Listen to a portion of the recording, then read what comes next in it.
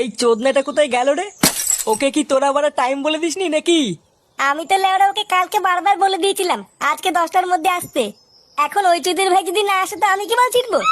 আমি বলি কি পল্টুদা, ফুটোর জন্য অপেক্ষা না করে চলো আমরাই দোকানে যাই।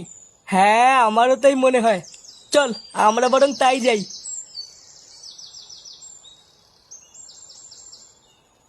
কেন রে বড়া, তুই আমার রংগুলো কেন ওকে দিলি? লেওরা আমি সকাল থেকে রংগুলো বেঁচে বেঁচে এক সাইডে রেখে গেলাম, আর তুই লেওরা সেই রংগুলো ওকে দিয়ে দিলি? হ্যাঁ আরে বাবা ফুটো, আমিও তো তোমাকে সেই একই রং দিলাম, ওই রংগুলো নিক না। ভোদা বালের কথা নাকি আমার রঙও নিয়ে নেবে? আমার বড় ওই রংটাই চাই।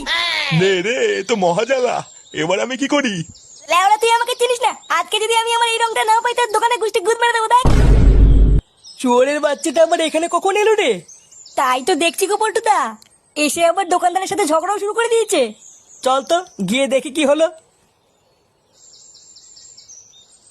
কিরে বড়া, তুই এখানে কি গান মারাচ্ছিস? দেখ না বড়া, আমি সকালবেলা এসে কিছু রং এক সাইড করে রেখেছিলাম আর বলেছিলাম কাউকে বেচবি না, আর এখন এই চোদনা সব রঙের কাছে বেচে দিয়েছে। হ্যাঁ তা কি হয়েছে, আরো তো অনেক ভালো রং আছে, ওগুলো নে না। না বড়া, আমার এই রংটাই চাই, অন্য কোনো রং নেবো না। ধুর বড়া, বাল বাল করে যাচ্ছে সেই থেকে। কাকা আমাকে 2 প্যাকেট আবির দাও তো, ওলে ওরে গান মারা গিয়ে। দাঁড়াও পল্টু, দিচ্ছি।